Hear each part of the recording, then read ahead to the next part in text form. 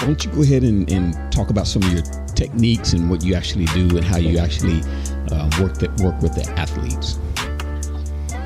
Well, good thing about my background is that I am a school teacher. I've been teaching going to my 19th year. I have four teaching certifications. I have math, English language arts, health, and PE. So I've been basically a math teacher. So actually the techniques of a classroom, that's really the fundamentals of how to run my company.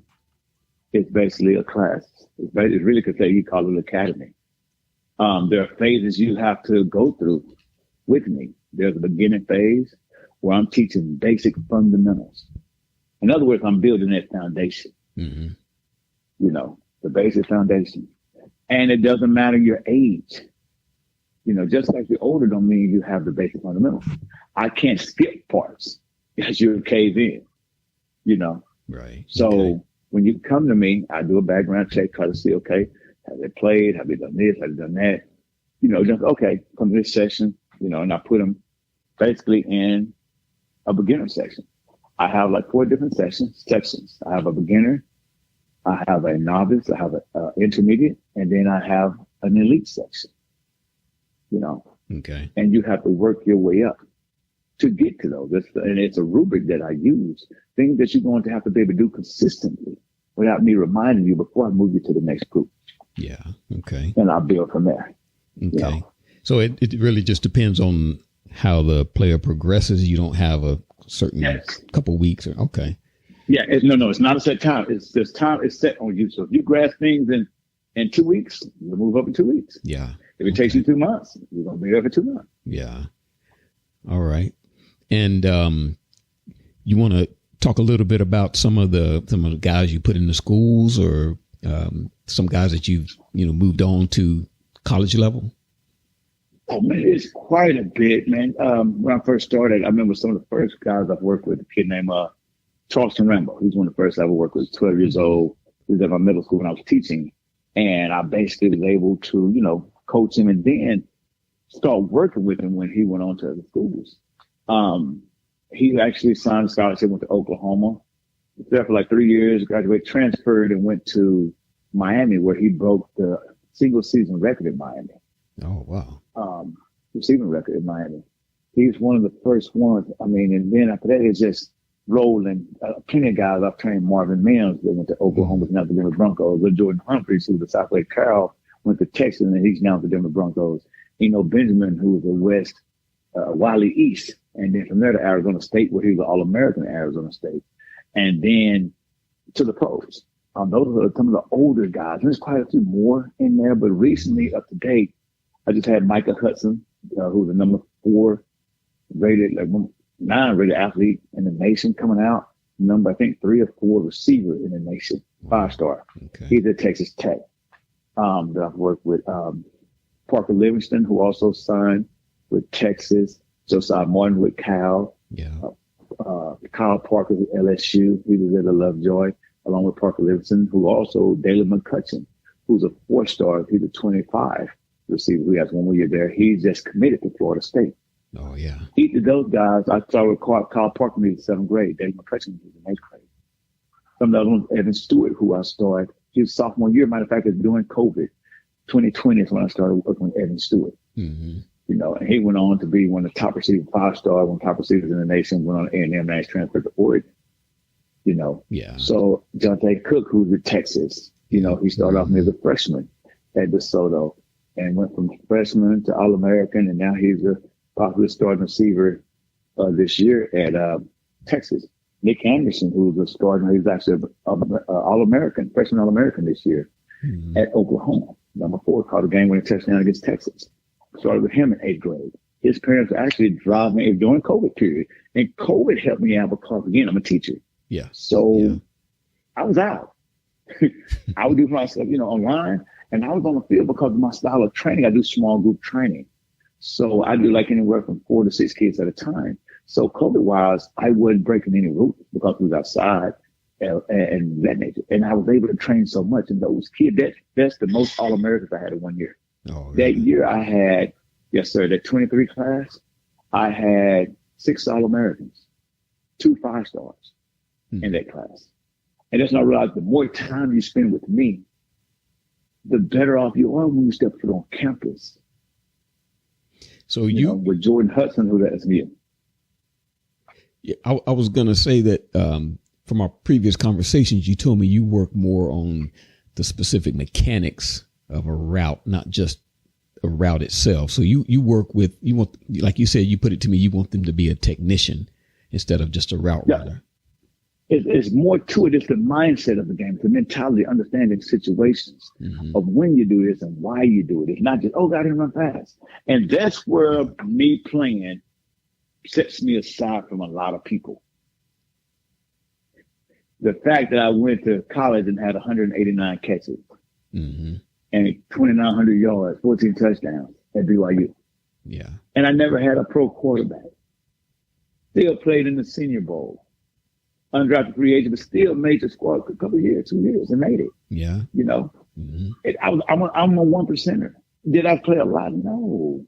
But I made it through those doors that say no trespassing.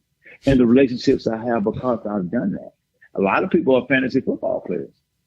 A lot of people want to hang out with pros. A lot of guys want to hang out. And that's fine. A lot of them build their popularity because of those popular pro guys that come around them. And I find that, then that's perfectly okay. I just don't do it. Yeah.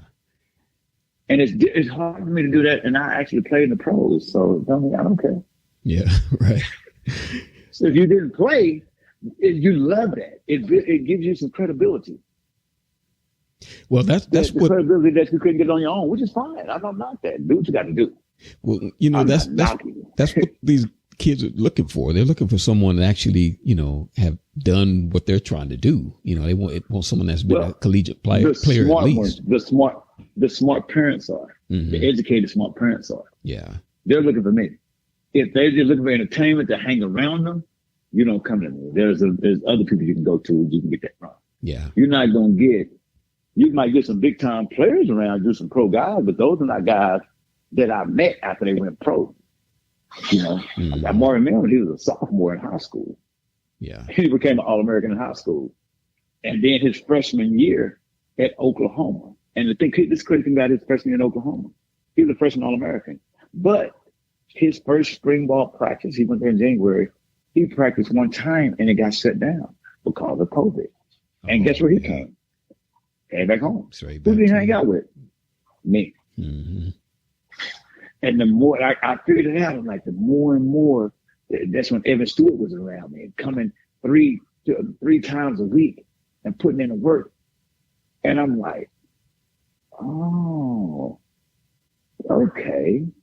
So I can have you walking into college, basically like a student walking into a Stanford or Yale. I can have you on a whole nother level. Yeah, yeah. And then my philosophy, now I want you to be a better skill set receiver than that coach is a coach. This makes it much easier on him. Right. It's going to be something, because he's going to advise you, tell you to do stuff. He probably don't know diddly do for all. He's just talking.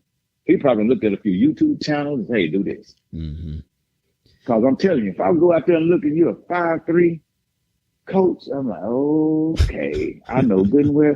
You wouldn't even recruit you. Right. You wouldn't even recruit yourself. So that's where the game is. It's all about relationships with the coaches. If that coach finds you how to go and he trusts you and loyal, he's going to hire you. All you have to really be able to do is set up meetings, be able to cut up film, and be able to talk the game. Hopefully you can recruit athletes, like I said, who are way better at playing this game than you are as a coach. What is the number one thing that, like you're saying, that players should look out for different coaches that may not be up to the qualifications that they say or that they should be? So what are some of the things that on their own that they could look at, like when they go to do a visit? Is there anything that they could look at or anything that would raise a red flag that you would think? It's nothing. It's like this, man. It doesn't matter where you go now. It doesn't matter. You just better be damn good. Because their coach is not, man, they don't even have time to do it. They're busy recruiting, looking for the next guy. Yeah, yeah. They know when you get there, they're not going to be there Oh, let's go outside. Let's work on this. No, they have assistants that they tell to do that stuff. And 9 times out of 10, the assistant don't know that. But sometimes, in some situations, the coach, the receiver coach, the head coach hires a guy that actually played a lot to be the assistant coach to a guy that probably didn't. Mm-hmm. Or to assist them in the recruiting. I know there was one conversation you had, and you said that, and I'm asking all these things because I'm trying to gear this towards the kids that are looking to get seen. So you told me that what college coaches are looking for is someone that looks college ready, not just someone that can, like you said, they don't want to take you out and try to train you to do this. They want you already to know that. Can you expand on that? They want you ready made. Yes. The things that they're looking for. And I'm going to talk only position where they know you're not going to come in just ready. Mm-hmm. There's a couple of positions. You're not going to come in completely ready at O-line because the physicalities that it takes to play the position is not simulated in high school. Yeah. You can't simulate that. That's different. So those O-line coaches have to know what they're doing because they got to go work on this. That's why you see O-linemen normally stay at school 2 or 3 years before they even touch the field. Mm-hmm. You know, because they have to learn. You got so many things you have to do. Yeah. Some positions you get them already made, you can just throw them out there and get away with it. You know, because, okay, man, this kid already is 6'2", 6'3", he can run routes, he can do all this already. Yeah. When I talk to coaches, they ask me every coach, can he bend well? Can he drop his weight? Can he do this? Can he do this? I'm like, well, what you there for? Mm-hmm. If he got to already be able to do all this, what are you there for? Yeah. Which, and I get it, the game has changed where these coaches have to keep their jobs. And they got to get kids that are ready. They don't have time to go teach them. They don't even have that kind of time. You know? Yeah. Well, let me ask you this. Well, let's get into how. Well, let me bring this up. So I did notice that on your social media feed that you sometimes will have camps. Like I think it was a nighttime camp, the last one that I saw, and you. So how do those go? Well, those are what I call my exposure camps. So I train quite a few guys. Now I train a lot. Mm-hmm. So what I do, I host clinics where I'm able to bring in different media guys, whether it's Rivals 24/7, On 3, local media, sports media sessions that come out to the clinic and they're able to see and observe. Mm-hmm. You know, they will see, observe, evaluate. So I give kids that opportunity to evaluate. Now, what I do, my top guys who've already been evaluated together, who I already set, they're there just to attract those media outlets. Now, while they're there, now I'm able to point out, look at this young kid here. I'm able to personally do it and help my guys get that exposure. Yeah. Okay. I don't do a lot of them. I do like maybe 4 years. Okay. I don't do a lot. It's not a lot in 4 years, you know, because it's like, okay, there's the timing of them too. Like right now, since school started, this is my off season right now. Mm-hmm. I still train, but it's just not as much as I do during the summer. You don't go as it slowed down, but it has, it had, and the way I train has changed out because it's in season.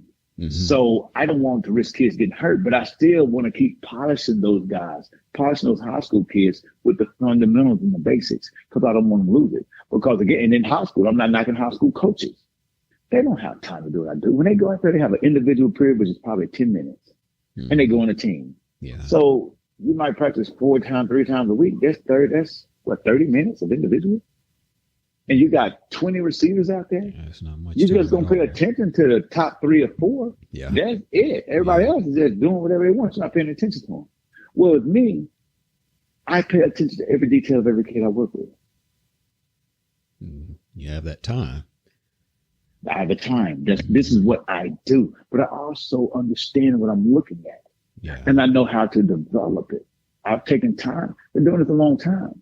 Mm-hmm. So I get better every year. I implement different things. I learn from different people. I talk to different guys, you know. And now I'm probably prejudiced on who I talk to because one thing I do to the guys I associate with, not knocking anyone, most of those guys I talk to played college ball. Mm-hmm. so they understand the lingo. Now, there are trainers that haven't, which is fine. And they have their niche, and they do great with their niche. I tell some of them, man, look, I know having the guys I've trained, it helps you. I know getting a guy that I've already trained, where if I show that picture of what he looked like when he first started with me, would you know how to get a kid like that and build them? Probably not. Yeah. You want one that's already polished. You're in a more, yes, you're training, but it's more entertaining. Yeah. Yeah. It's more for the entertainment, the clicks and stuff. Yeah. I tell them, it's not how many people you have following you that's going to keep you going. It's who. Mm-hmm. Who is dependent on you to develop these guys. If you're developing pro guys, no one is dependent on you. They're pro guys. Yeah. But if I go get a Johnny, he's 12 years old. They looking for it's different. I'm in a different market. Yeah. And it's a market that never ends. It's just a revolving door. Yeah. It keeps going. I mean, I tell people all the time, if I want more clients, I just go in there and answer the 90 emails that I haven't answered or looked at. Mm-hmm. So I just don't have time. Well, hey, Coach, we're running a little bit short on time. So I want to give people a chance to go ahead and get in contact with you. So how can they get in touch with you?